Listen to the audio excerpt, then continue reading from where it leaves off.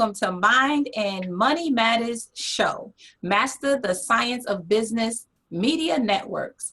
Mind and Money Matters Live Show highlights business science solutions. The Mind and Money Matters Live Show represents the Ministry of Trade and Commerce, and it is designed to increase Black business ownership and entrepreneurship. MSB Business Solutions recognizes the need to provide the science of business to Black business owners and those aspiring to do business. MSB has coined the term sidepreneurs, meaning those who have that temporary job on the side. You know, the one that we fund daily, and the one that funds us, right, to help us fund our businesses. You see, we at MSB Master the Science of Business, Business Science Solutions, heard your concerns and observed missing elements in your micro to small businesses where many of you were attempting to do for self. However, you were attempting it all by yourselves. We gave considerable thought to your concerns and developed how to give birth to a business, which is a part of the evolutionary process of mastering the science of business. How to give birth to a business and do for self, not by yourself, are two of MSB flagship workshops. We saw a huge need to encourage you towards cooperative economics, pooling your resources to increase your efforts to create generational wealth, eradicating the reality of what many of those large corporations we fund daily joke about. You know what they call us. They call us liquid money, meaning that as soon as we get it, we spend it. And guess who we spend it with? We spend it with them. It is absolutely amazing how this happens. So today we are shifting that paradigm, and together we are becoming producing organizations that provides enrichment and development to a thriving Black community. And message to the Black man, the most honorable Elijah Muhammad states that in order for the government to fund Howard University, they must not teach the science of warfare, which the Honorable Minister Louis Farrakhan teaches us is business and the science of birth control, which includes the science of mating. So there is no wonder why we show evidence of deficits in these areas. These three major sciences that were kept from us and are directly related to our current condition, moving away from being constant exclusive consumers into our rightful place as owners, developers, and producers with the intent to build generational wealth. Howard University is the first Black college funded by the U.S. government, and in their original charter, it is written that we are never to be taught, I repeat, the science of business, the science of mating, and the science of warfare. Master the Science of Business exists to bring to you and I information and interactive opportunities with thriving Black businesses regarding business science best practices. Yes, this is your opportunity to ask questions of those in the practice of doing business and doing it successfully. And today we are highlighting finances. And the purpose of Master the Science of Business is to bring to you and I business education, consultation, concretization, enterprise, with a goal to assist entrepreneurial development, maintenance, and advancement. Our mission is simply to develop successful Black businesses. Is that you? Are you ready?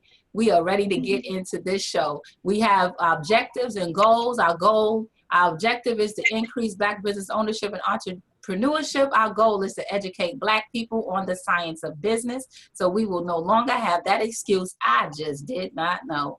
We are putting it out to you in the plainest form so that you can act on what you know, changing knowledge to being knowledge able. And we can then say we are knowledgeable.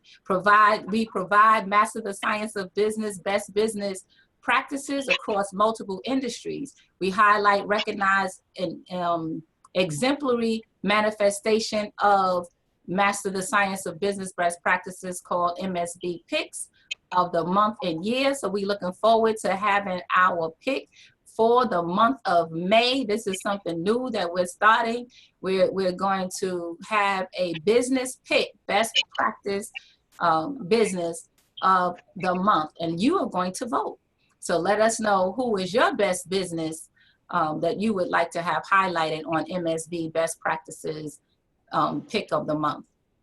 And then we are definitely producing content so that you can go back and look at these live videos at any time. We have our WMSB disclaimer. Sister Sandy, are you able to do that? Yes, ma'am, I am. Okay, well, you go right ahead with the disclaimer. All righty. Well, it was here and it popped back out. Would you like me to continue? Let's see. I think I got it. Here we go. Thank you so much. WMSB disclaimer reads that statements or show topics are not necessarily the beliefs of Mind and Money Matters live show, Business Scientist show, and opinions between talk show hosts may conflict. Mind and Money Matters do not endorse anything as the truth. That you will have to judge for yourself. But we try to speak the truth on behalf of Mind and Money Matters live show and reserve the right to question the supposed truth. In this time of misinformation, government-controlled media, and government corruption, it is sometimes hard to get to the truth, but we must try.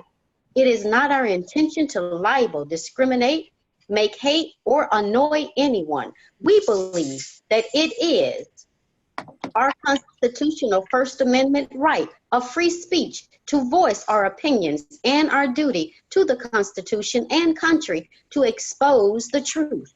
Mind Money Matters live show takes no responsibility for the opinions of others in the postings of comments in chat rooms or forum posts. Fair use notice. The material provided by Mind and Money Matters Radio is educational. Excuse me. The opinions expressed on the radio program by the host, co-host, guests, and call-in listeners are solely the opinions and responsibility of the original source who expressed them. They do not necessarily represent the opinions of Mind and Money Matters Radio or its affiliates. Mind and Money Matters live show does not warrant or guarantee, one, the accuracy, adequacy, quality, validity, completeness, or suitability of any information for any purpose. Listener is encouraged to do their own research. Yes. So this is the Master of Science of Business Scientists and Money Makers. I am your WMSB co-host, Sister Shireen Muhammad, representing community service organizations, the Ministry of Trade and Commerce as a point of contact and potential to purpose, Sisters in Sync. You know, they have their Monday morning coffee with the sisters every Monday morning at 6:30 a.m. We can make sure you get that information, sisters, so that you can call in and get motivated every Monday to continue on in your business. And they are also encouraging you, as I am, to man up with more awareness now, uplifting profitability, understanding that knowledge is power and ignorance is not bliss, it is costly. And that is a quote from my mom. To my right and to my left, you've already met or seen Sister Sandy Buford Muhammad, and she is building the human spirit through the mind of your business and soul wisdom international. Sister Sandy, let the business scientists hear your voice, beloved. Assalamu alaikum, family. Peace. What's up? Hotemp, Ashe, all of that good stuff. We have a phenomenal show. Namaste. I was waiting on namaste. Namaste. There you go. We have a phenomenal lineup, you all. Listen, make sure you have shared this link. Have everybody tune in. We've got some finance stuff coming up. Come on, y'all. We got to get these numbers where we want them to be. Love you much. That's right. WMSB Mind and Money Matters Scientists. I'm asking you, what else is possible? We are about to get it in. I have my notepad right here.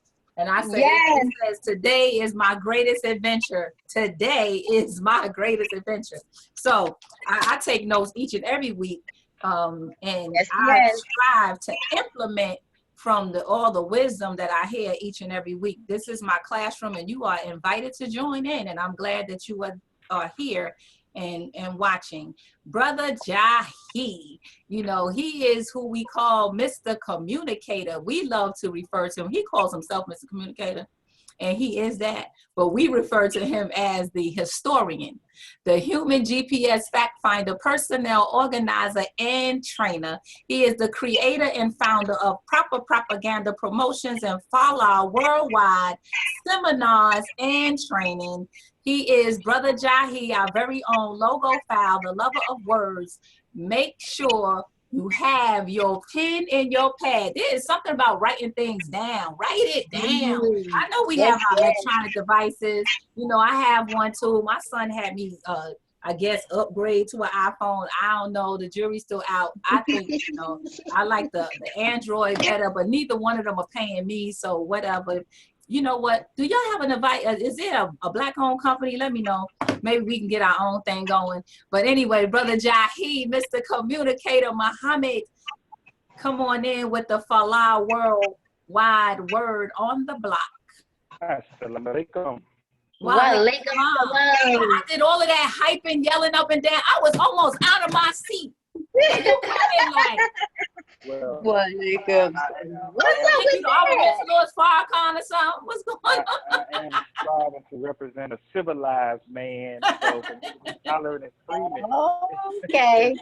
it Okay. That's what's up. That's what's up. would be antithetical to the representation that I am trying to present. But assalamu alaikum, hotep, peace, praise the Lord. What up, Shawty? All those good things. Welcome back to our business scientists, our decision makers, our money makers. Welcome back to Mind and Money Matters Live Business Talk Show, also known as Shireen's Classroom.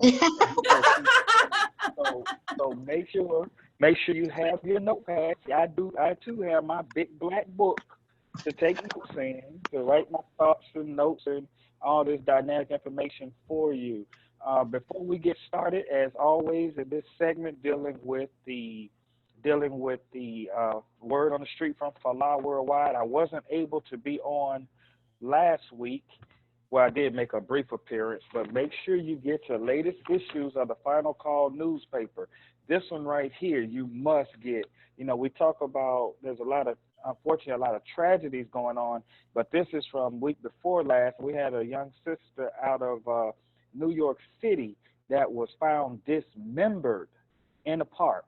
Your sister, her body was found in one place. So I'm saying that I don't want trying not to be dramatical, but when you're looking for right information, the Final Call newspaper has that. No one else. Everybody has gotten this paper. They had said, I didn't hear anything about it. Of course, you're not going to hear it in what you call mainstream news. That's why the Final Call newspaper exists. And also, the latest issue, it has our brother Meek Mill on the cover. You heard about Meek Mill in the mainstream news because he was just released from jail a couple of days ago, a few days before his birthday. But definitely read why he was put in jail by the judge, although the charges against him in other cities had been dropped. But she was trying to make an example out of a young brother who's trying to do the right thing, make an example out of him. So your latest issue of the Final Call newspaper, you must have in addition to your notebook. And we got a few projects. We have a project coming up. We're going to introduce you to some of the works of my co-host, Sister Shireen, as you know, has several books. Why I Wear My Headpiece. I am the Seed of Greatness, and one that you all may not know about. It is called Developing a Business Mindset. She wrote this a couple of years ago and presented to a dynamic group of black women CEOs in Baltimore. And now she's re-releasing this book, so that'll be a part of the repertoire. Then, of course, the book that Sister Sandy has compiled from the writings of her awesome father, who was a mentor of mine in my development in the nation from afar. Didn't get a chance to meet him personally, when he was writing, but his writings had a profound effect and has a profound effect on me. And the name of that book is 1155, I believe, by Yeah. Sister Sandy. And then I have my book, How to Make It Happen in 90 Days. But we're going to give you more information about that. Just want to set the tone of a classroom. A classroom, you must have your tools. You got to have your books in a classroom.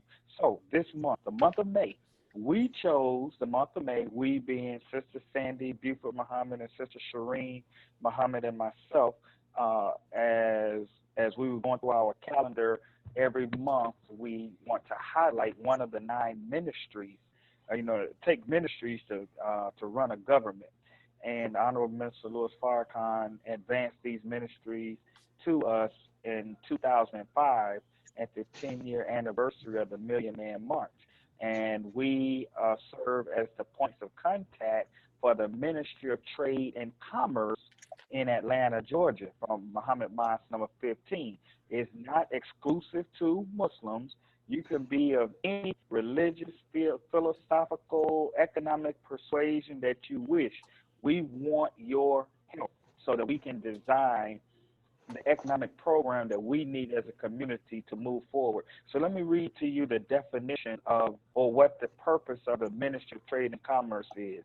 The Ministry of Trade and Commerce is responsible for the growth and development of the business and economic interests of the society.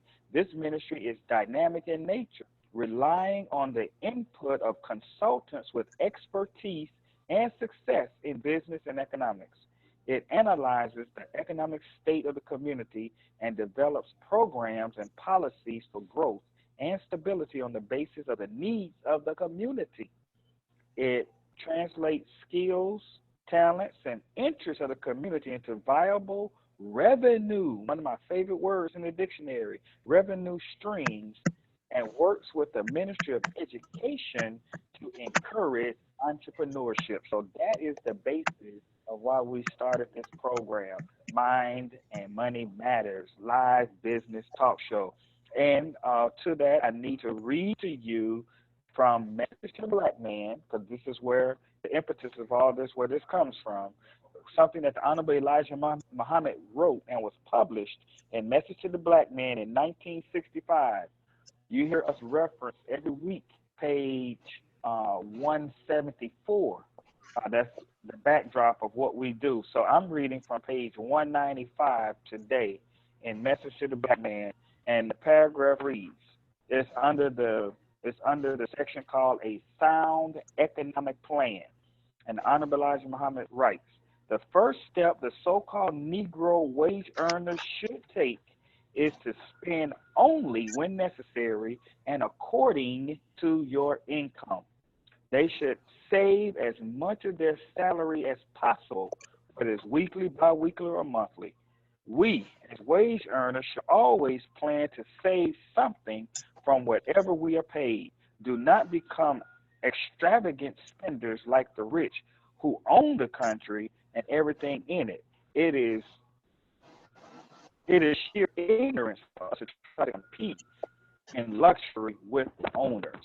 So save, save some. Don't try to spend every dime you make, especially on extravagant and frivolous things. So that is the backdrop. And also, you help save your money. By saving your money, you help to uh, uh, begin that idea, to finance that idea that you have in your head, that the world needs to see, that business idea, whether it's like buying land, which we're going to talk about today with our guru in the area of mortgage finance, Baba Kazemde Ajamu. He has, and I'll introduce him momentarily, but he has a wealth of knowledge and experience in this field. So you want to get your pad out. We'll give you a couple of seconds to do that. Get your pad out, and so that you can take notes to help you make it to the next move. And we have our dynamic brother Lonnie Sabur, who's the business development manager, and hopefully he's having some technical difficulties. If we don't get him on this evening, we will schedule for him to be on at a later show. But you're talking about finance guru. This man has, Brother Lonnie Sabur has been responsible for providing over $500 million. That's $500 million in financing to business people. So that's a lot of money. It's a little bit more than I made last year, but we plan to have him on the delayed response. But We listening. We listening. we I have to tell now. We plan to have him on. So that is the word from the street. We're ready to get this classroom action started. Mind and Money Matters live business talk show, aka Shireen's Classroom. Yahi Muhammad, Allah Worldwide, seminars and training. That's the word on the street. Well, thank you very much, Brother Jahi. We are wiser now than we were before listening to your word on the street. So thank you very much for waking us up and bringing us to attention for the Final Call newspaper and for being in one of my favorite cafes. Is that Cafe Ulu? I am in the luxurious settings of Cafe Ulu, Cafe Ulu. Road, Southwest Atlanta, right yes. here off of Langford Parkway. So we're in the heart of Black Atlanta.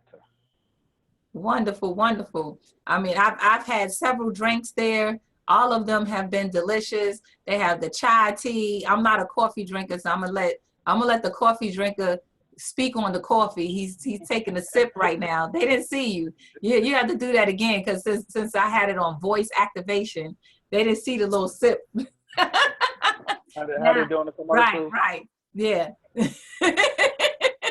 Like, this is good, right? See, he's a coffee drinker, but you know, I've had the hibiscus tea. I've had another tea, some mango something. I forget what it was. It was really good, and there's so many different things. I've had the right. cookie. Anything with I know Sister Sandy has been over there. Oh, yes, I have been over there. I do apologize. I actually have Brother Lonnie Sabor on the phone, and we're getting him connected in. So I apologize for not interacting. However, yes, I have been over there, and I got a little excited. I got some of I'm a chai tea connoisseur. So I had some of the chai tea, which was just delicious. I also had a couple of their sweets. Right there, a couple of their sweets. A couple of their sweets. Did you have the sesame seed chocolate chip? There's an oatmeal sesame seed. Yes. No, it had blueberries. It had blueberries in it. It has blueberries. It's got pumpkin seed and sesame seed in it. Oh, it was truly, truly divine. And then they had a cheese Danish. Okay, I gave that one to Samaya. Well, not really, but it was delicious. It was really good. A very beautiful, quaint. I'm gonna need you to treat my niece well. Yes, ma'am. No, really, I bought it for her. I did. I tasted it. You just tasted a piece. Yes, ma'am. It was delicious. Cafe Ulu. That's what's up. Thank you so much for sharing that. Okay, Brother Jahi, we can bring our brother in. He is on, or do we need to Sister Sandy, we'll have him via phone. I guess she's gonna. Oh, I see him. Oh, he's in. He's here. Oh, I see him. Won't he do it? Sometimes we just gotta figure it out. Won't he do it? Oh, but he doesn't have a video, but he is in. He better talk. Okay, so we're gonna hang up. Okay. Okay, that's good. You got it. All right. Assalamu alaikum. All right. So. But telling you okay, so he does not have a video on the device that he's working with now, but we do have him in with voice. Wonderful. That will work. But we're going to introduce. I propose at a particular time we may turn this into like a round table discussion. We'll have both of them up at the same time. But first up, I want to bring my big brother, who I've had the pleasure of knowing for a few years now. We travel in the same circles. He is a businessman extraordinaire because when I met him, he was doing still does, but he was in another business. And we'll talk about that momentarily. Then last year, he took a leap of faith and opened up a retail outlet in Lithonia, Georgia, downtown Lithonia. Beautiful, beautiful place that he has in downtown Lithonia. That's a cultural center and bookstore. And he also has other. I'm hearing some feedback. Okay. Yeah, I think that's Brother Lonnie Sabor's line, and I don't have access to whatever kind of device he's on. So, Brother Okay. Lonnie, if you can mute your line for a moment. Thank you. Okay, go ahead. So our brother Baba Kazemde Ajamu has a long history in the banking, mortgage business. And we wanted him on this month as we're talking to the Ministry of Trade and Commerce, because as Sister Shireen, Sister Sandy, and I work with various businesses in our business of strategic planning and helping with paperwork. The number one thing that people ask when they start their business is, how do I finance it? You know, where can I get the money from? That's one of the questions. If it's not number one, it's in the top two questions that always come up. So that's why we wanted our brother Kazemde and brother Lonnie on, because they are the ones who have expertise in helping you find the money. You need the money for your building. So our brother has the mortgage background that he's going to share with. He started in 1983 with mortgages in the cold Northeast in New Jersey, as a mortgage originator in New Jersey. Then he moved to, I think he's a polar bear, because he moved to an even colder climate of Chicago. 10 years later, he opened up a mortgage business there in the Chicago area. And from there, he took his leap of faith into entrepreneurship and started had his own firm. And he opened up offices in Chicago, then he had one in St. Louis, and then he had the good sense to come south, where the climate is a lot better, and opened up an office, a mortgage office in Atlanta in 1998. So as I said, he has a vast history, vast knowledge, and experience in finding the money. Whether his expertise in mortgage, finding money in whatever aspect is relatively, the principles are going to be the same. So again, we can't stress this enough. Get out your pen and paper, because what you're going to get tonight are ways to help you position yourself to be able to receive the money that you need in order to finance that fantastic idea that the Creator has put in your head to bring forth. So without any further delay, I want to introduce my big brother all the way from Newark, New Jersey. I know he's glad to be gone, now residing in La Kazemde Ajamu of the Black Dot Cultural Center. Assalamu alaikum, brother Kazemde. Walaikum salam, brother. How are you today? I am doing fine, by God's grace. Good to see you, sir. Likewise, I can't help but think in your introduction, you talked about all the books that the three of you have, and I think I only have one of those in my store. Like, I'm like, wait a minute, I do have a bookstore, guys. You have IMC, we're gonna make sure you get the rest of them. That's right. Because if we have to wait on Brother Jahid, I mean, sisters, let's make it happen.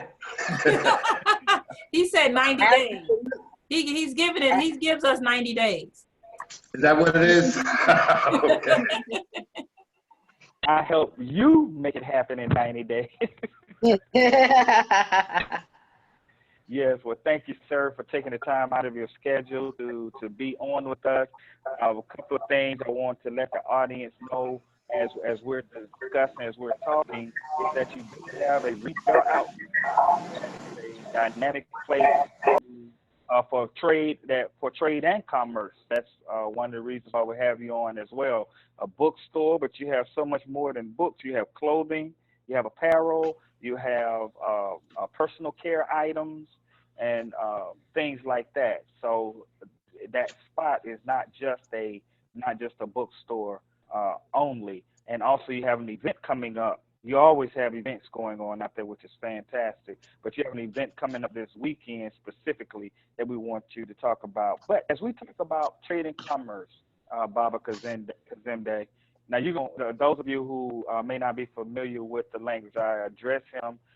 Baba is a term in our indigenous culture that shows honor and respect for one who has obtained honor and respect through the works that they have put forward. We don't just bestow that on anybody. It's not necessarily age specific either. Because I've been addressed as Baba, and at the tender age of 37, I still. Yeah, right. You can have that. You can have that. That's how I was saying, but it's not just age specific. It's not just age. Just because you're 80 years old don't necessarily make you a Baba. Hopefully you are, but that's not necessarily the case. So you will hear me address him as Baba Kazemde because of that honor and respect that he has garnered over the years. So we're talking about mortgages. Let's give we have the bio. Oh, not even a bio, but a brief account of your mortgage background. Please let the Mind and Money Matters business scientists know a little bit something else about Baba Kaz. Well, other than my mortgage business, which really lasted over a 20-year period, I started off branding. I worked in the car business and financing the car business, but most recently, the journey took me to wanting to provide cultural education material to our community, thus opening up the Black Dot Bookstore. We call it a cultural center because we want to surround events that are culturally relevant, that our people can come and have a sacred space where they feel comfortable and enjoy their culture. And that's what we do here every day. All right, wonderful. So, when did this journey of learning about money, especially the mortgage industry, how did that happen? Wow, that's an interesting story. Out of the military, I got a job in mortgage collections, in which I got fired from. And at the same time, I was moving into an apartment, and the apartment wasn't ready. And the sister that was renting me the apartment, me needing a job, she said, "You need to go talk to my brother who has a mortgage company in Staten Island, New York." I was 23 at the time. I went, since it was a 100% commissioned only job, they hired me on the spot, taught me how to fill out a basic application, and sent me in the streets. That's how I learned. Yes, sir. Boy, you brought back some memories with that 100% commission, which is, I don't know, I think there's some places that still do that, but you definitely learn entrepreneurship techniques because you are an entrepreneur at that point. Exactly. For those who may not be familiar, 100% commission means that you get a when you sell something. So if you don't sell anything for that week, that 2 weeks, that month, guess what? Your check gonna look like. Absolutely. So yeah, brother. I understand that one. Very, very well. So, what you got in the industry? What did you start out as? What was I started off as a loan officer, or let me say an application taker, because at that time I had very little understanding of what it took to actually get an application done or get a loan approved. So basically I was just going out there gathering information, which is in some channels called the loan originator. I call it an application taker. Right. So basically you come to me, say, okay, what's your name, address, what current address, date of birth, social security number, all that good stuff. So that's good. I mean, it's a beginning point. So that's the beginning point. All right. Now, so when did you move into actually learning, as far as learning what the business was about? Well, as in any sales position, product knowledge is important. I'm sorry, what So kind of knowledge? product knowledge, Product. Oh, yeah. You're selling product anything. knowledge. What's in your So product? the better that you know your product, the more effective you can be as a salesperson, and the more effective that you can be helping others, obtain their, in most cases, purchasing a home is a lifetime dream, one of the biggest investments that some of us ever will make. So as time went on, I learned the product and understood the various different programs that people were qualified for. That kind of that moved into understanding what an underwriter, and an underwriter is an individual that actually approves the loan based on the specifications or the parameters of that loan. And the more that you understand what that underwriter is looking for, the better prepared that you can make your clients. Got you. Yes, sir. Yes, sir. Yes, indeed. So, what got you to? Oh, let me ask you this: was there a specific market that you were going after when you were in the New Jersey area? What was your clientele like? Well, initially, actually, in New Jersey, my clientele was about 60% African American and about 40% European, if you will. Okay. My area was Essex County, which hosts Newark, New Jersey, up to Bergen County.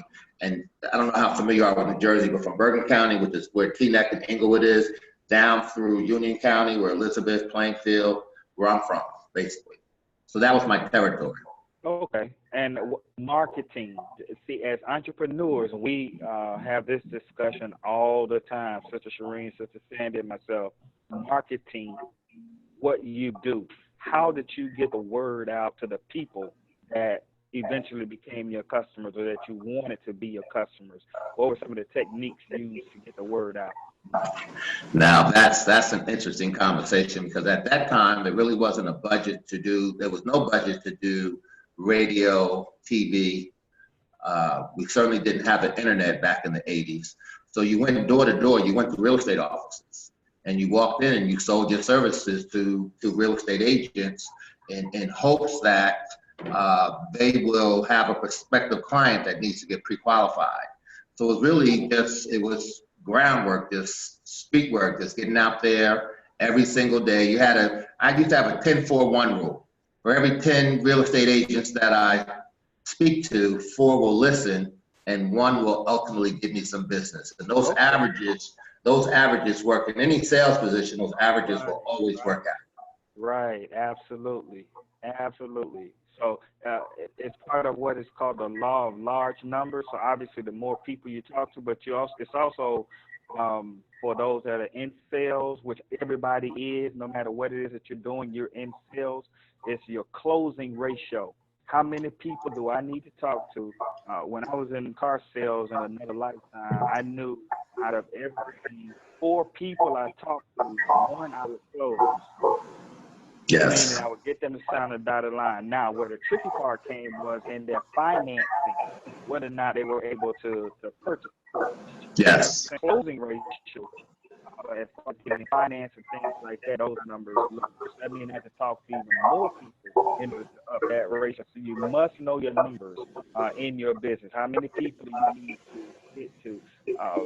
Real quick on the soapbox note, and I find myself having to for this soapbox, is that with the advent of social media, we see where there's thousands of people on a page or in a group or something like that. So you think that, okay, if I just post this in this particular group, it's 42,000 people in that group. Surely I can get some business out of that.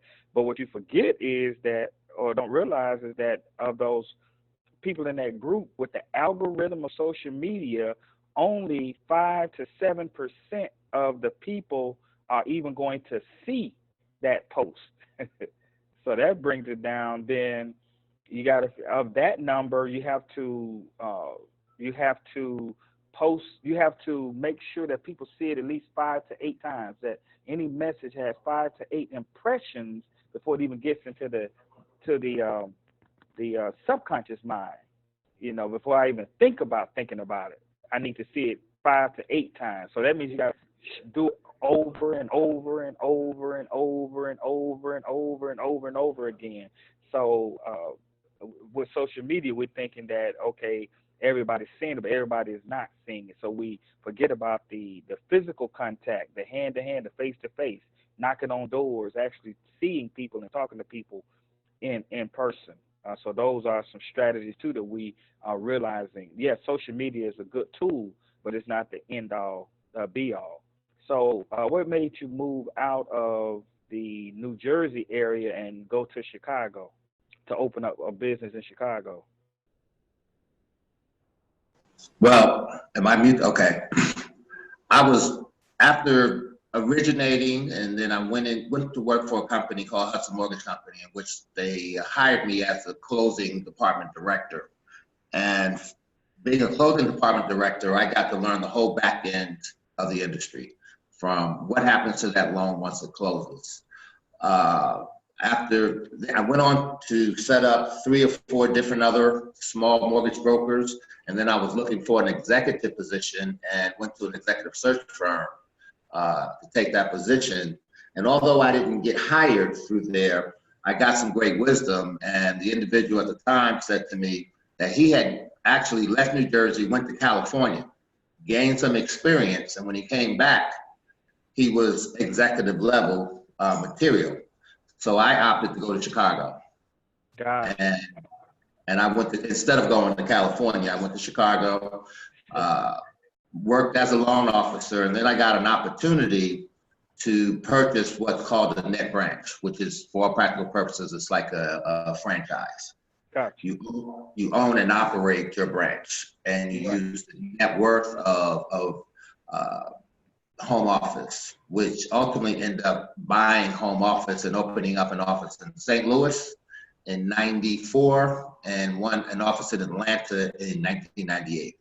Okay, wonderful. So this is the crux. Now this is where I need everybody. Now it's time to take notes if you haven't already. Hypothetically,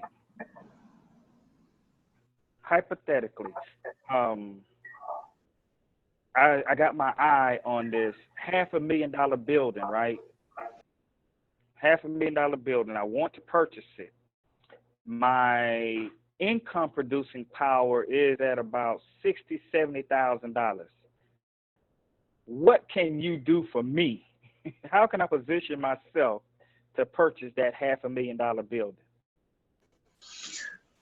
Outside of having about $380,000 to put down on that property, very little to nothing that you do about it. Okay.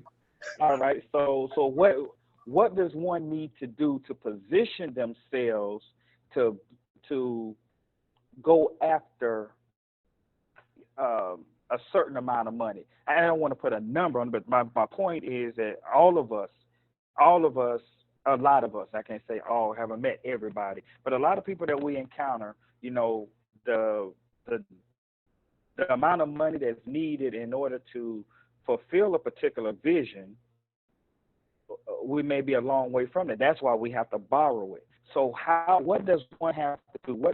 To put themselves in a position to be able to at least obtain some financing, and maybe I can't get the $500,000 building, so let me look at a $250,000 building. But still, there are some things that I have to do. What are those things that one needs to be in their possession in order to be attractive to someone that is lending money? Let's use your $70,000 a year. If you're a wage earner, there's 2 different scenarios: as a wage earner and as a self-employed person. As a wage earner, you must figure out what your monthly income is, and that's going to be based on how you get paid. For instance, if you get paid weekly, there's 52 weeks in a year. You take your gross times 52 and you divide it by 12. That gives you your gross monthly income. If you get paid twice a month, times 26 divided by 12. So you want to come up with your monthly income. Loans aren't based on your annual income. They're based on your monthly income and your monthly debt.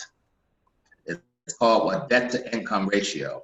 So Right, once you right. decide what your monthly income is, the rule of thumb, conventional or FHA, government-backed loans, 49% of your gross monthly income should never exceed, which represents your mortgage payment, principal, interest, taxes, and insurance, should not exceed 29%. 29? That tells you how much mortgage. 29%? 29. Really? Okay. 29. 29. Okay.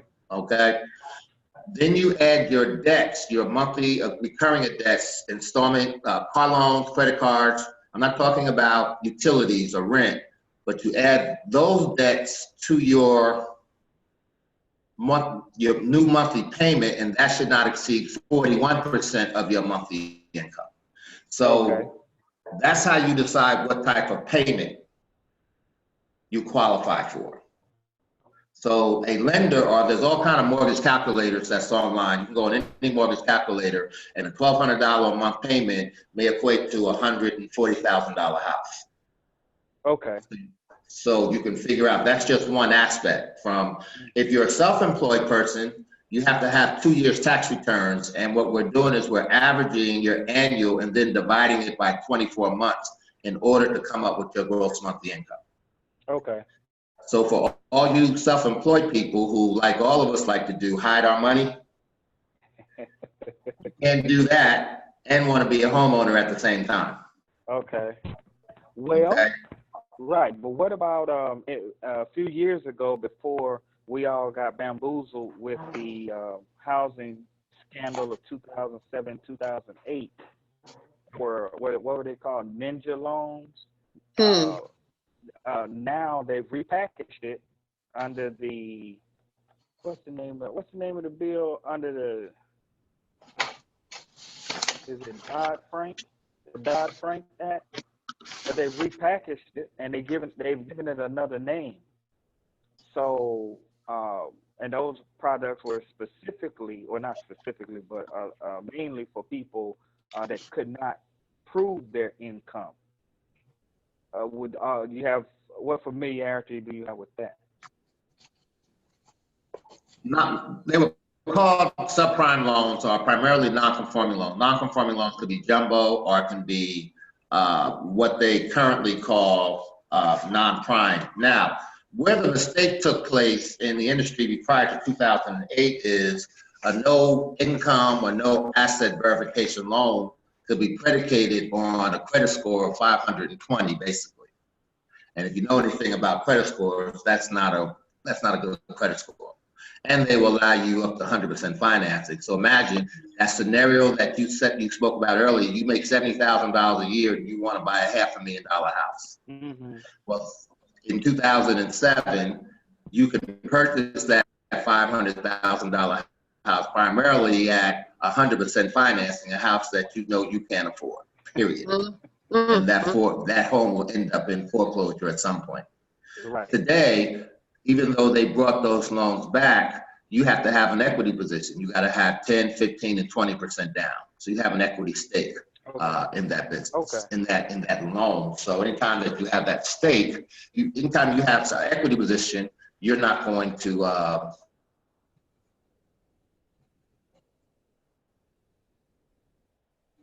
did we lose him?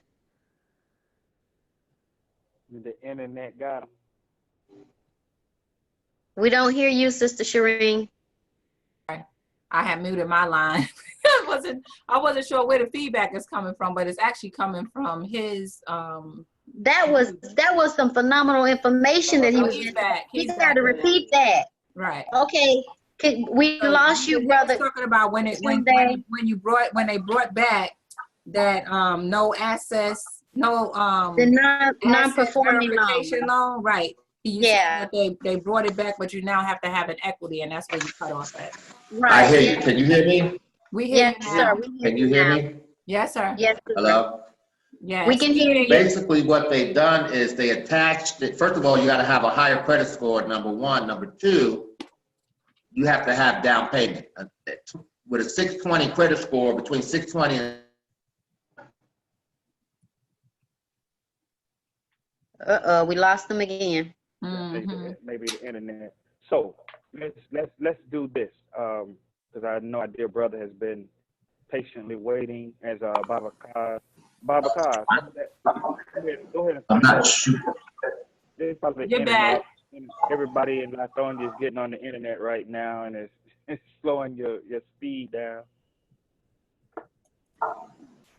Okay, what was the last thing that you heard me say? You were Higher talking credit about score 620. You were saying right. between 620 Yeah. and the other half. Yeah.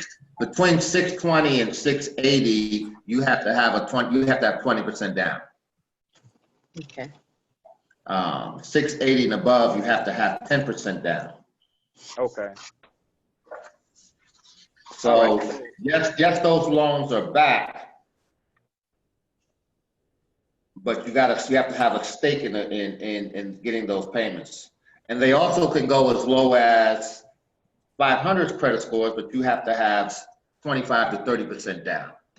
Oh, wow. Okay. All right. Interesting. Now, you have an event coming up this Saturday.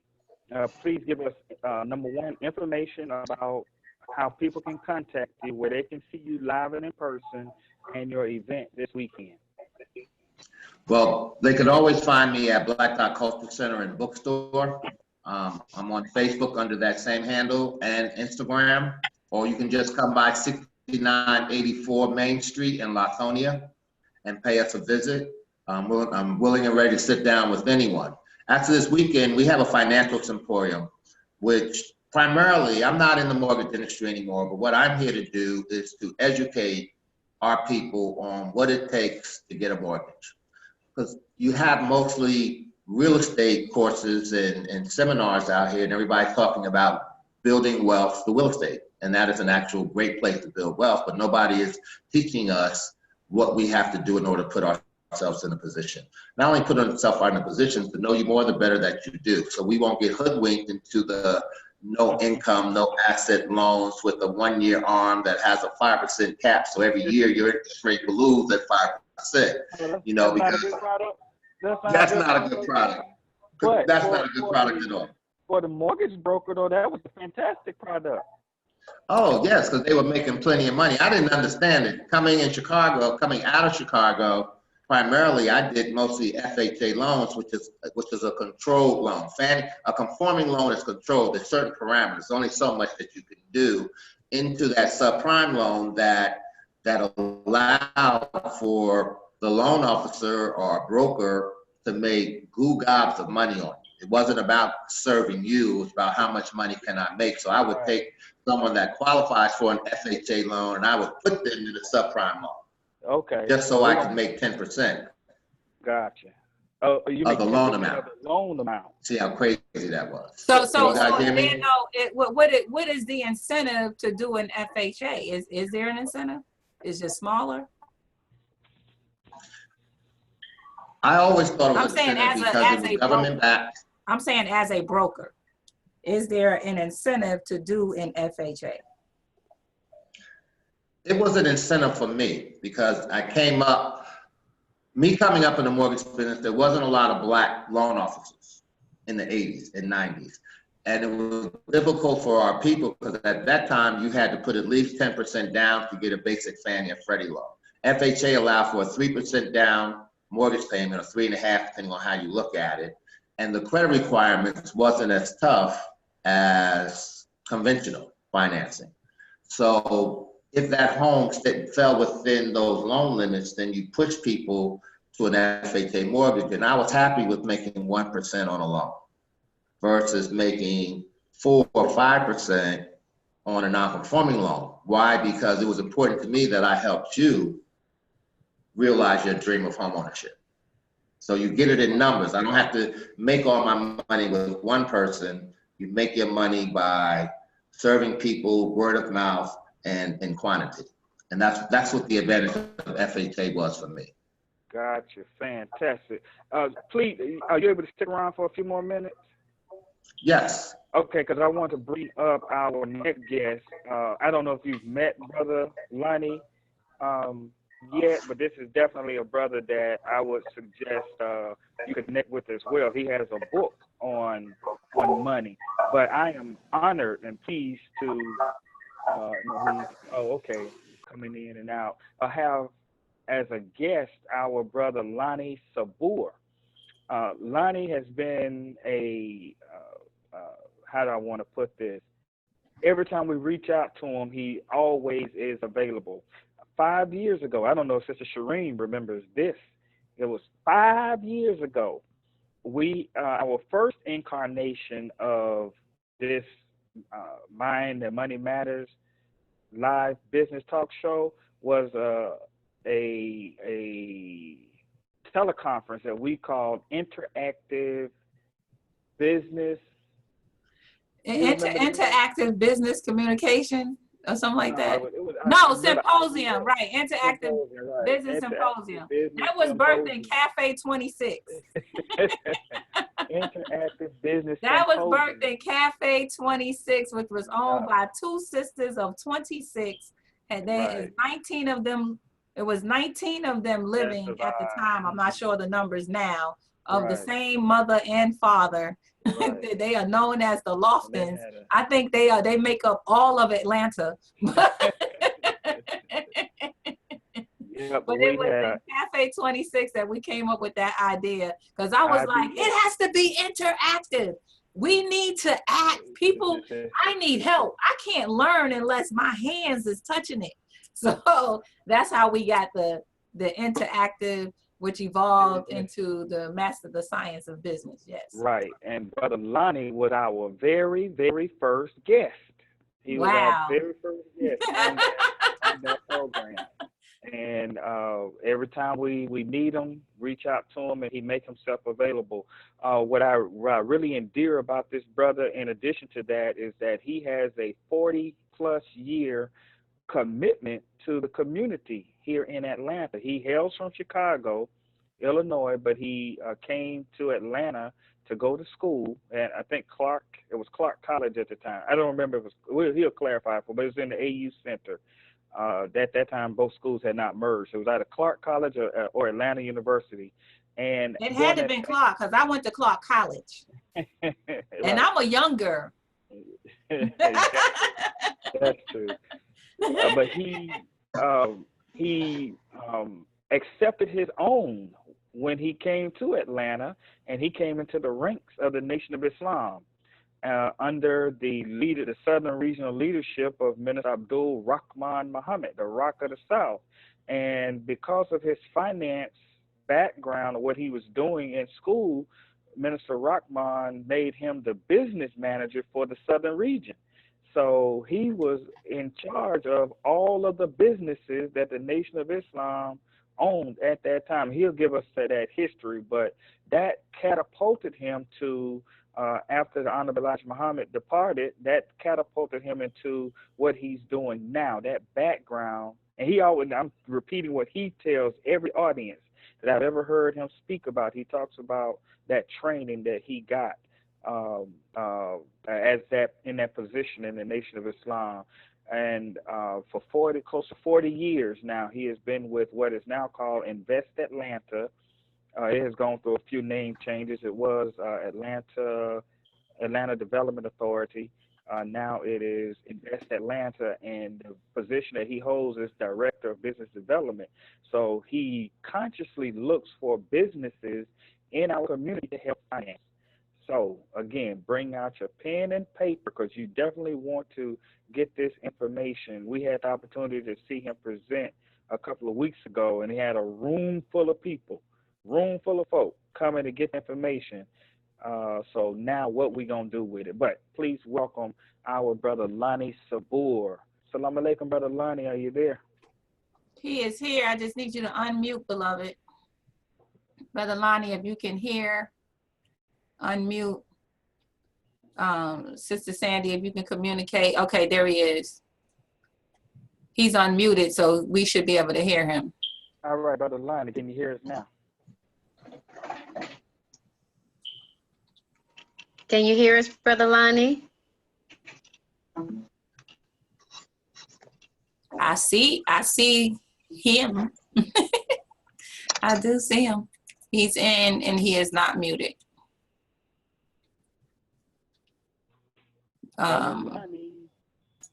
If we can hear you, we need to. So you may have to, Brother Lonnie, you may have to, on your computer, click the picture, your picture or one of our pictures, and you should have a box that will come up that has a little microphone on it.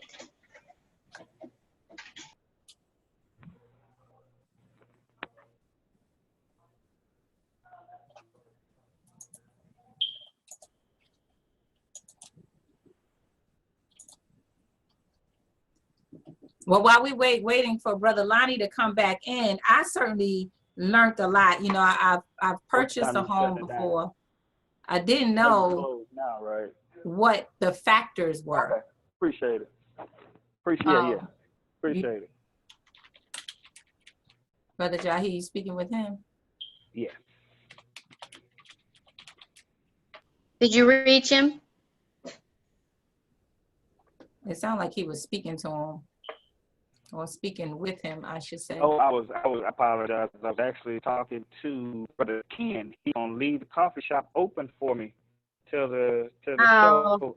Praise be to Allah. In Southwest Atlanta, run by 2036 Sylvan Road real quick and get this tea or this coffee or these pastries. He's gonna leave it open. So my open for us for a couple more minutes. So come on through and patronize. I'll be here till 7:33. 7:33 and counting. So Brother Lonnie, can you or Sister Sandy, you gonna work on getting him? I did. If you can hear me, Brother Lonnie, if your phone is off too, so I'm not able to reach you by phone. So if you would like for me to attempt to walk you through it, I can for the last few moments that we do have on the show for our listening audience. If we are not able to get our beloved brother on, we will definitely walk him through this to make sure that he gets on during the month of May because of the information. That's his beautiful picture behind Sister Shireen. Make sure we get this information for our business scientists. This is very important information. We definitely want to share it with you. So, Right. Brother Lonnie Sabor, if you are able to turn your phone back on, myself or Brother Jahi, one of us will be able to reach out to you to attempt to walk you through that process. You know, Sister Sandy and Sister Shireen, I was thinking as Baba Kazemde was talking, as I mentioned, we went to Brother Lonnie's presentation a couple of weeks ago. He does a presentation every last Wednesday of the month at their offices here in Atlanta at 133 Peachtree Street. You can go to investatlanta.com and sign up for this very great informational session. They have about 14 different loan programs going on in the city of Atlanta right now. What we have noticed, and Baba Kaz mentioned it, and we are talking about it. I have my packet as well. Baba Kaz. Sister Sandy is holding it up. You got to hold it up again, because see, you know, they being that we couldn't hear you, they couldn't see you. But yes, that's a small business information session, and it's every last Wednesday of the month. Mm-hmm. We encourage you to go and check it out. It's free. investatlanta.com. It's free. Go to investatlanta.com and sign up for that class, for that informational session. What we're finding with entrepreneurs, and probably with us in general, but because our company, Business Science Solutions, we focus on the entrepreneur, the Black entrepreneur in particular. What we're finding is that a lot of us are afraid of the paperwork. Baba Kaz, Brother Lonnie stated that he'll get 40 people that show up for the informational session, right? Out of that 40 people, he may get, let me ask you, you tell me, how many people are going to turn in the paperwork within a year's time? Out of that class of 40, how many people would turn in paperwork to apply for a loan or even a grant that the city has available for small business? Tell me, what numbers do you think? Brother Jahi? Yes. Screen froze up and I just came back in as you finished asking your question. What was your question? Yes, what we're finding is that entrepreneurs Black entrepreneurs in particular, we're focusing on that because that's who we work with. Our company, Business Science Solutions, we work with Black entrepreneurs in particular. We're finding that we are afraid of the paperwork. Brother Lonnie mentioned that in his free informational session every month, every last Wednesday of the month, he would get average 40 people that come to that informational session. He asked a question: how many of you all are going to do the paperwork? Every hand goes up, right? He says he actually only gets a small fraction of those within a year's time that turn in their paperwork. I was asking you, being one who knows this paperwork business, how many do you think he would get of those 40 that came to the seminar in April? Within a year's time, out of those 40 people that were there, how many of them would turn in paperwork by within a year's time? Probably 5. Oh, wow. That's about right. You must have been in that classroom. No, I know, right? He said 4. The paperwork can be intimidating, right? And I can imagine if I didn't know the industry when I'm going through that paperwork, Yes, I sir. feel like any wrong answer will prohibit me from getting a loan. So I don't want to do the paperwork. Wow, that's exactly what he said. Okay, so what I learned to do as a loan officer is we did the paperwork. But when I would sit down with my customers, I would say, I'm like an attorney. Imagine you had a criminal case against you. Tell me everything and let me decide how to defend you, right? I like that. You have to level set people and make them feel comfortable that, because the information is going to come out in the wash, so you have to tell me anything anyway. You have to tell me everything and let me package it and work on your behalf to get this done. And a lot of that is because we don't articulate that position enough. Brother Jahi, I actually had a couple of questions for our brother, since we hadn't been able to get our beloved brother Lonnie Sabor on. I'd like to ask a couple of questions of our beloved brother Kazemde, if I could, based on some information that he shared with us. Absolutely. Okay, so one of those questions is, you mentioned that you worked in the closing department as a director, and you were able to see what happens with the loans after all of the paperwork were submitted. And then you went through that process, that approval process, to actually get it pushed through into a approval, I would imagine. At that point, you would be getting it through to approval, correct? Oh, you're on mute. Go ahead. Okay. I'm sorry. I have to never mute wasn't. every time you stop talking. Okay. The reason is that your mic is picking up your speaker. So as wherever you are hearing from, your mic is picking up from that. So with the type of system that you have, it would work better with the headphones.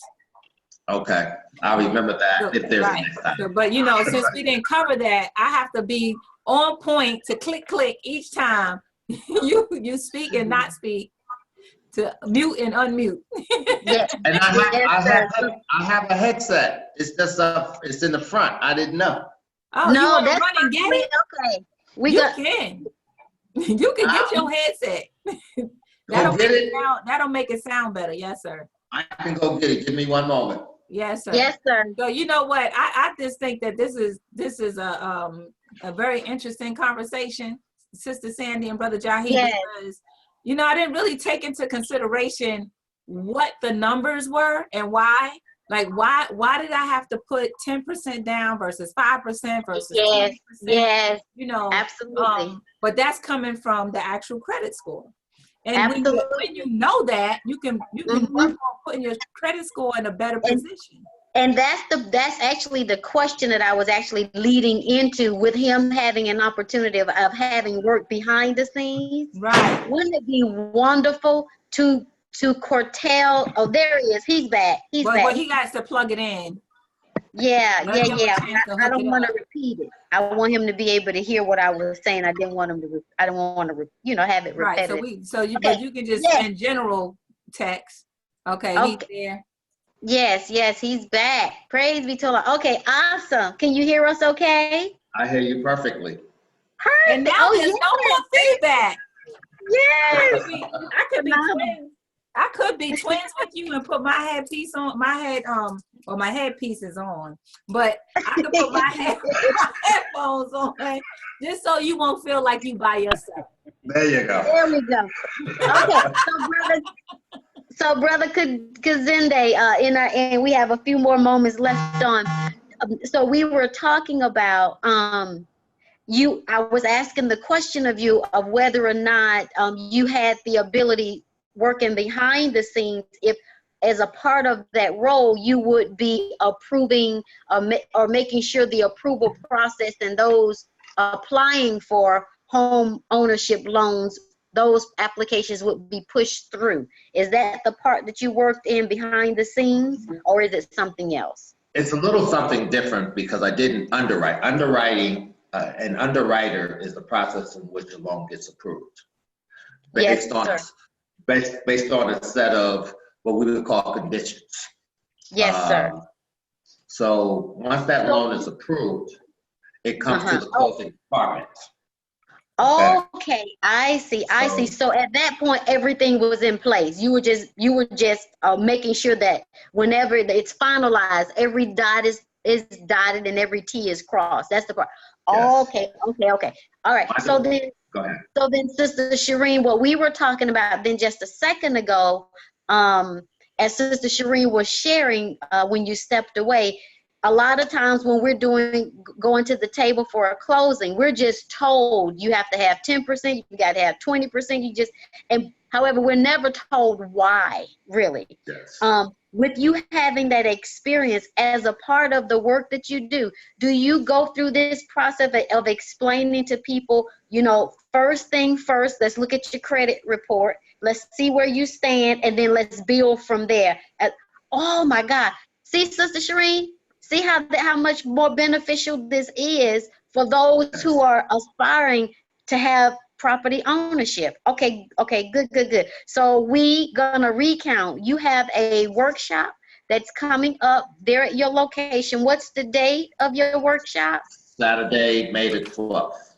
It's a $20 cover charge for the workshop.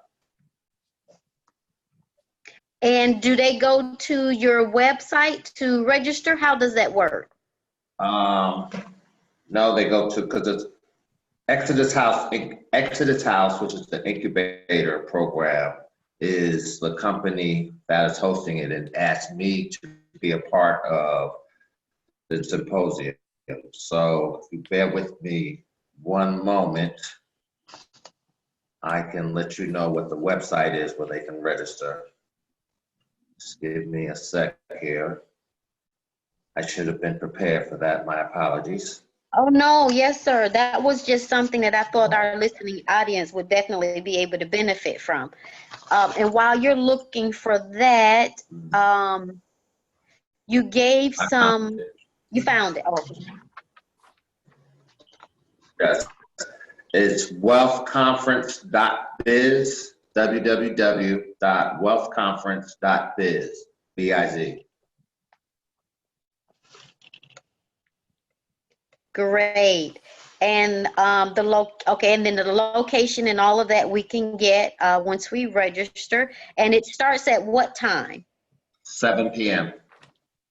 Okay. 7 p.m. this coming Saturday. Yes. Okay, beautiful. And then just one last question for you. You mentioned about NetBrax, which was a franchise branch. Mm-hmm. Okay, NetBranch, a franchise that you used as a tool for networking, a network of home office businesses, did you say? No, let me explain that to you. Okay. A net branch is like a franchise. So I owned and operated my own branches, which required me to hire loan officers, Oh, I see. processors, underwriters, closers. So I was underneath the company umbrella. For instance, like McDonald's is underneath the company umbrella, but you own and operate your own McDonald's. So that's basically what I had. Oh, okay, I see. And you mentioned something, okay, so you are a part of that network. Yes. And okay, so you did from the very beginning of doing the, bringing the clients in, doing the application process, doing the find the financing, doing the closings and all of that. What year Yes. was it that you were doing that? 1990, well, from 1993 through 98. Last question. How much has changed with the process of how that has happened? Or for anyone who's wanted to go into this line of work, right, of business. We hear that the market, the real estate market is on the rise. It's getting it's getting better. For someone wanting to go into this line of work that you've been in for over 20 years, a number of years, what is it, would you say, in this day and age, are the key factors of understanding? Where would they start? They would start by taking a mortgage banking class. After the crash of 2008, all states has gone to a licensing requirement for all individuals, loan officers that work in the industry. A lot of that to prevent fraud. So with getting licensing in the state of Georgia, for instance, you go to a class and they teach you the very basics of the mortgage industry. And then you get licensed and you get hired by a loan officer. That's just getting hired by someone. It's a whole nother path in order to own and operate either as a broker or as a lender. And at that point, you have to have a certain amount of net worth, $50,000, I believe, for a broker, and $250,000 to be for a lender in assets. And you need audited financials, which cost you $5,000 by itself to get audited financials. What does that mean? Auditing financials. What does that mean? Audited finances. Audited. So, $5,000. Yeah, so it has to be done To by a prove that you CPA. have $250,000 worth of. To be a lender. I just can't write it down on a paper and say this Hello. is Hello. get that auditor. Wow. So that, Yes. I'm glad you brought that up, Sister Sandy, because that's a line of question I want to ask. We've been talking about the front end, if you will, those that are going, position yourself to get the loan. But from a business standpoint, as a business, to go into the mortgage business, you told me a few weeks ago when we talked that you said is a very lucrative area to go into. So you give us a background, some feedback on the business side, as Sister Sandy was saying, someone that may want to go into some aspect of the mortgage business. What are they, and what would you recommend? Well, there's three types, maybe four. You have mortgage brokers, which only have the ability to originate loans, and then someone else is approving it. So that's on a lower scale as a business. And what does it mean? I'm sorry, originate, that means I can take your loan application, I can process it, but someone else outside of my company has to approve and close that loan. Okay? So that's one level, which also is the least expensive to get licensing for and to operate as a business. The second level is being a lender, which requires you to have a warehouse line of credit, which is technically that's a line of credit from a bank in order to fund loans. But at that point, you're allowed to originate, process, approve, fund, and close a loan. That's the second level. That requires you about $250,000 in assets in order to do that. The third step is being a full service lender. For those of you that are homeowners, you pay you pay your mortgage to someone every single month. That is the servicer. And you may have, from time to time, gotten a letter in the mail saying you no longer pay X company, now you pay Z company. That's part of servicing. That's where the money is made, on the back end.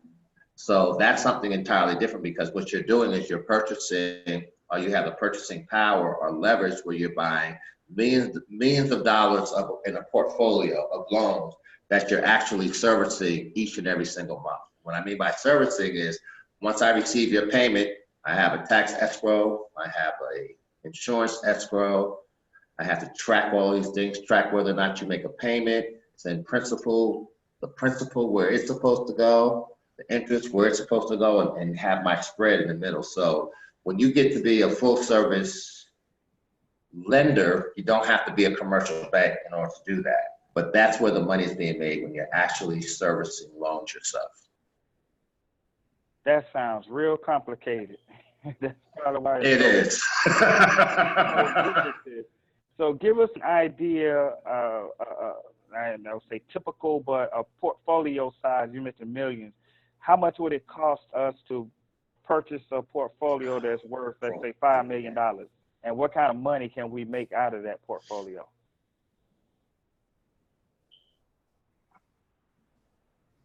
He froze again. He froze again.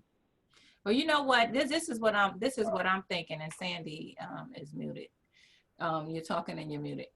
This is what I was thinking. As a person who is not in the mortgage business but has purchased a home or two, that all I did is raise my hand and said I wanted to buy, right?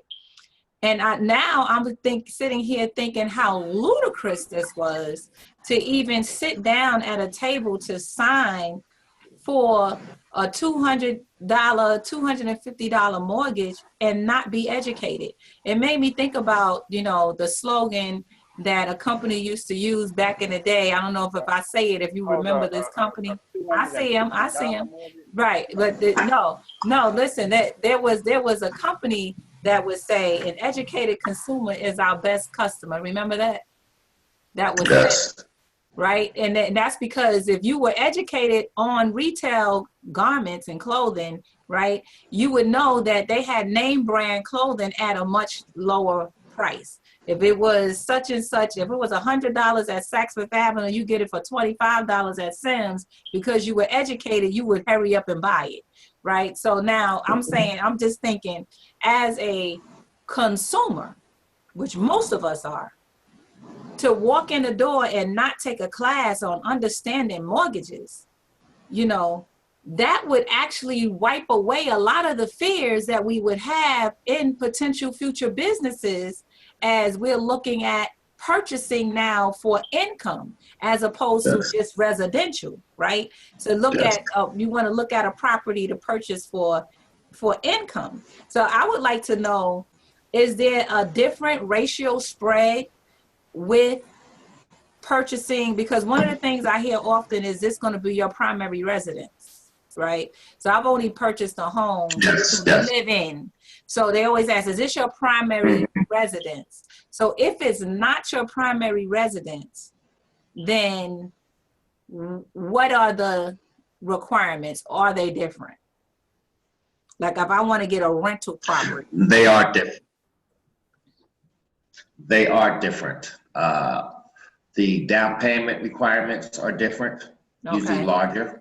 Okay. The interest rates are going to be slightly higher because there's more risk assessed than a rental property. If you own the rental property in a primary ownership and you got in trouble, you'll let that rental property go, but you're going to keep your home, right? Gotcha. So interest is a little bit more risk assessed with rental properties. So it's your debt ratios aren't different, but you're using the rental income in order to offset your mortgages. But you are going to have a down payment, a larger down payment required. You're not going to get a rental property with 5% down. That's not going to happen. Okay, got you. Thank you so much. I think our brother Lonnie is on. Is he on? No, ma'am. We had difficulties with him setting his audio on, but he has agreed to be on next week. Yay! We will. You'll get to see this face in live and living color. Hopefully. Praise be to God. In the meantime, you just take a picture right here and know that he will be on, inshallah, next week with the brightest information, modern times, how to finance that business. So you were saying if it's not your residence, and I get that because yes, if I don't live there and it's causing me problems, I'm gonna be like, you know what, y'all can have this. But if I live there, I'm gonna be more inclined to keep it. But if the more that I know how to handle this so-called difficulty or challenge, I can see it as an opportunity and make it profitable for me. You know, so yes, if I am educated. So the point that I would like to ask our listening audience is, if you are interested in education and mortgages and education, and whether it's for primary residence or for profit residence or income-based residence, then hit us up in either comment areas on wherever you're watching this, and we'll make sure that we get to you the information of when we're having our next class on how to secure a mortgage and all that you need to know about mortgages. And then also you can email us at Mind Money Matters Show. No, is it Mind Money Show? Pardon me. mindmoneyshow@gmail.com. That's mindmoneyshow@gmail.com. And we would love to make sure that you get that information, because an educated consumer is our best clients. Yeah, I was trying to clarify with you that you said a $250 mortgage. Did I say that? Yeah. Okay. yes. Brother Jackie, always listening. $250,000 mortgage, right? I'd like to add something. Oh, $250. I could put $1 down, but even if it's $250, I still would have to put down, that 10% or 20%. Depending on what your credit is like. Depending on my credit score, right? I couldn't buy want to add something. 50 with no money. Am I muted? I'd like to add something. You are Go not. ahead. I'm not. Okay. One thing I think that we have to learn to do is our primary residency is also investment property. Okay. You're building equity in that property. And that equity, the utilization of that equity in the future can purchase you a business, another home, send your children to college. So it's primarily in the Black household, we buy a property and we stay in it for 30 years. And we pay it off, and then we either pass it on to our children or our grandchildren, versus building equity, taking that equity and either purchasing up and building more equity, or utilizing that equity in order to fill other dreams and aspirations that we may have, like a business, for instance. So we can use that equity is ours to use. You earned it. So we have to learn to look at our primary residency in that fashion. And because you have a decision. Yes, you don't have to use the equity, but you have it. You own it. You've been in your house 10, 15 years, you have equity. And you can take that equity out and do something with it by refinancing. Excellent, excellent. Again, an educated consumer is our best client. So absolutely. And I think Brother Jahi had to go. We are at 7:33, and he said 7:33 on the dot. And our show does end at 7:30. Do you have any parting words, Sister Sandy? No, ma'am. The only thing is, I just want to make sure we are on Facebook Live, in case any of our listening audience have not been able to pick us up on Facebook Live. Please, and it actually never happened today. Yes. So I just want to make a note for those who have missed us on Facebook Live today. That is perfect. I want you to know that we are listening to your concerns. This will be uploaded to Facebook, so you'll still be able to get it. All you have to do is just click on the link, and you'll be able to we'll upload it to YouTube. And we'll upload it to to our YouTube YouTube. channel. Yep. So you can just click on the link. We'll put the link on Master the Science of Business webpage. You can click on that link. It'll take you right to the YouTube, pre-recording. If you have any questions about anything that you've heard on the show today, always, we're always listening in. Type your comments to us. We will get back to you as soon as we can, because as you know, each one of us are doing about 5 or 6 different things all at the same time. So have a little patience with us.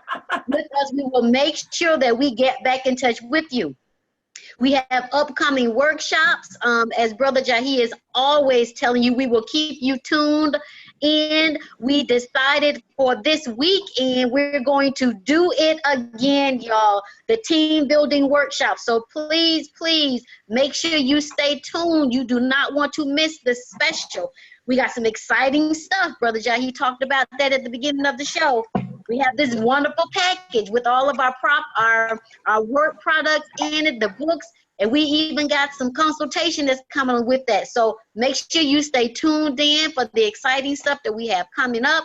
We will have our brother Lonnie Sabor on the show next week. You do not want to miss that. I'm telling you, you need to register. You would want to register so that your business can be up and operating in the city of Atlanta before this big Super Bowl. Y'all heard about this Super Bowl that's coming here to Atlanta. You want a piece of that? Get your businesses ready. Get yourself positioned. Everything is about positioning. So, and actually, the positioning has already started. People listen to the news, and they know, just like when the Olympics came to Atlanta, it's announced. What is it announced like 4 years prior, or yes, or at least 3 years prior? It's announced. No, the Olympics is announced 6 to 8 years prior. Right. Okay. 6 to 8 years prior. So once you know that it's coming to you, then the property begins to move rapidly. So you have to get in and get in the game. Get in the game. Stop sitting on the sidelines. Yes. Get in the games. So I have to share this. I was very impressed at the meeting with the brother Lonnie Sabor when we went. There's a sister who immediately spent the whole day down there at their offices getting her vending cart. She was approved, y'all. If you have a business and you can put your business on the vending cart, if you behind the ball right now, you haven't gotten it, you can do a vending cart. You can make so much money with a vending cart. The approval process is not that difficult. You can do this. So if you have a business, keep that in mind. Get your vending cart. You can be in the game come the Super Bowl time for next year. Get in the game, y'all. That's all for me. Love the game. In the game. All right, and be mindful too. Go ahead. Be mindful. The purpose of this show is to showcase the unwrapped gifts. So I got a couple of text messages today from people that have businesses and they would like to be featured on Mind and Money Matters live business talk show. We would love to highlight you. So send us an email at mindmoneyshow, MindMoneyShow, mindmoneyshow@gmail.com. Leave us your name, your business name, what your business does. That way we can put you in the right category for one of the ministries as we highlight the different ministries. So please we want to help get your business out there. So please, if you have a business and you want to be showcased on Mind Money Show, My Money Matters, please that line. And also, this is the beginning of the month of May. Don't forget about your contribution to economicblueprint.org. Economicblueprint.org. 5 cents a day, $1.40 a month, $18.20 a year. 16 million of us as wage earners contribute. That's $191,500,000 in 1 year's time period to purchase land so that we can build the economic base for ourselves. It's just that easy.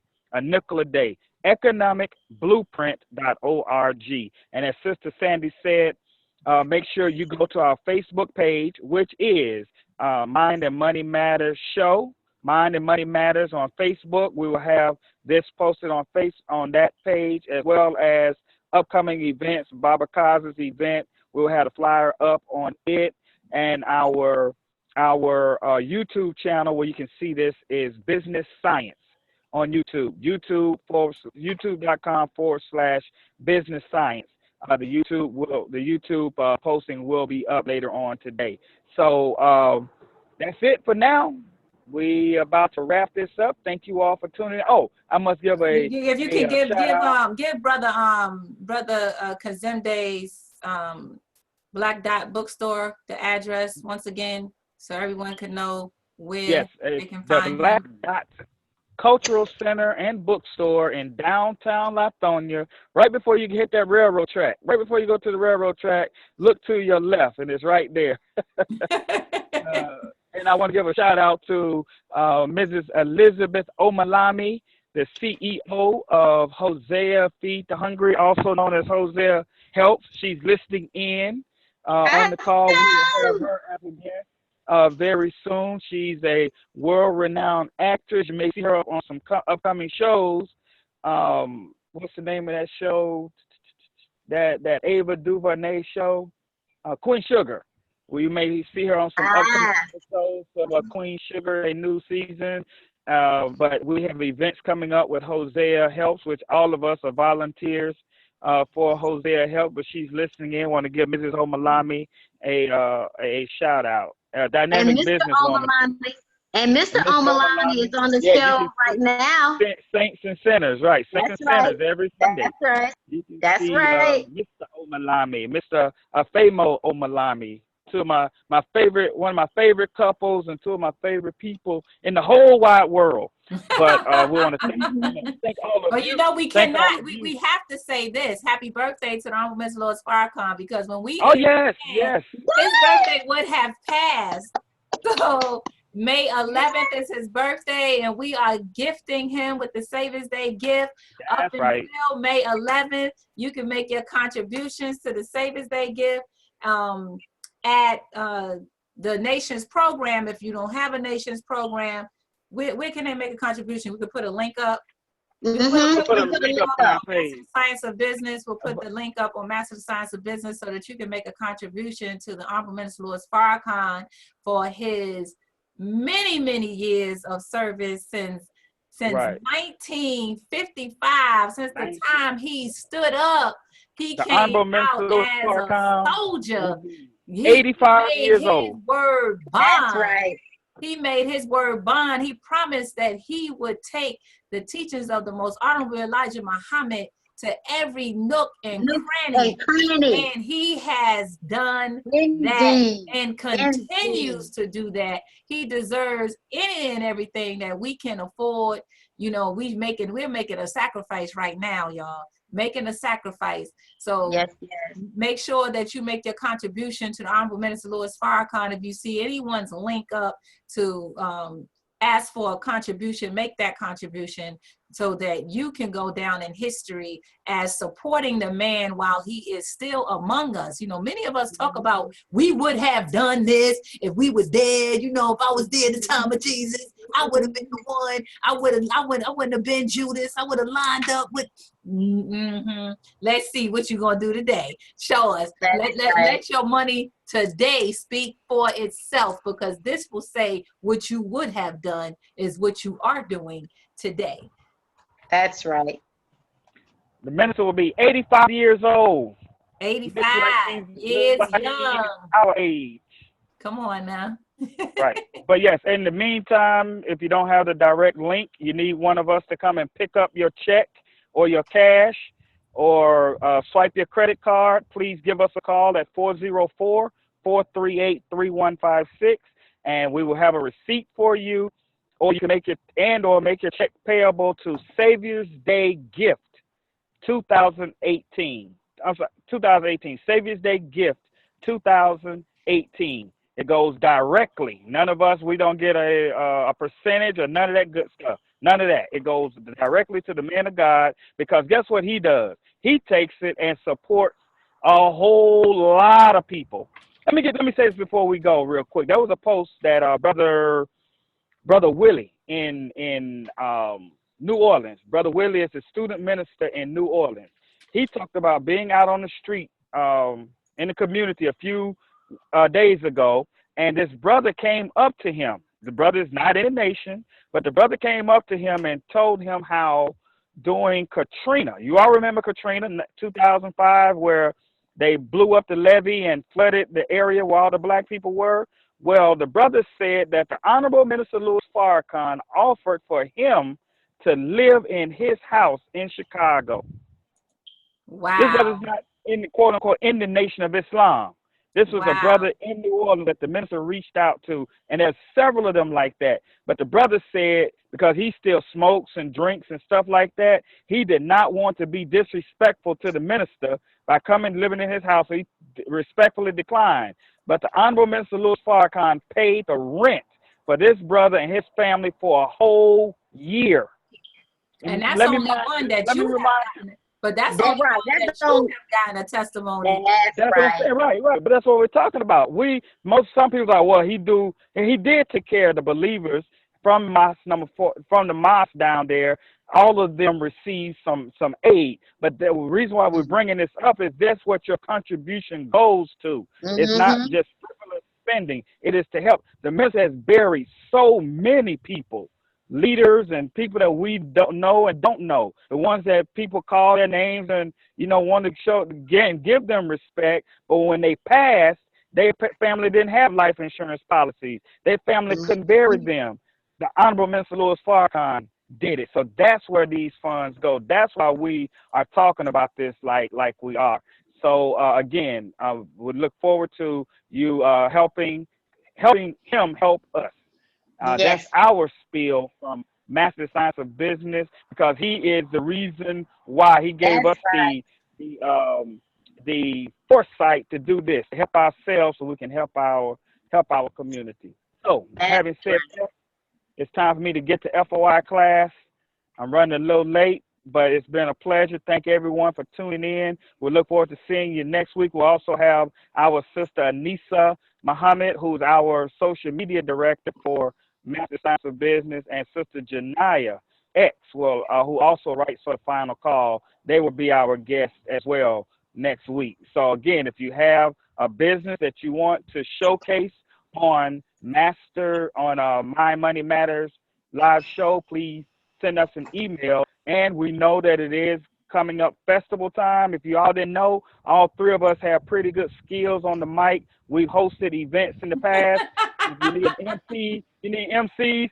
We come as a package though. Rarely do we do it individually. So you get all three of us. But guess what? The price is 3. All 3 for the price of 3. 3 for I love it. 3 for 3. Yeah. You can't do bad. Can't do bad with that. Only if you want your business to pop. But I gotta go. I'm out. Thank you all. All right. Love y'all. Peace. Salam alaikum. And Namaste. Woo.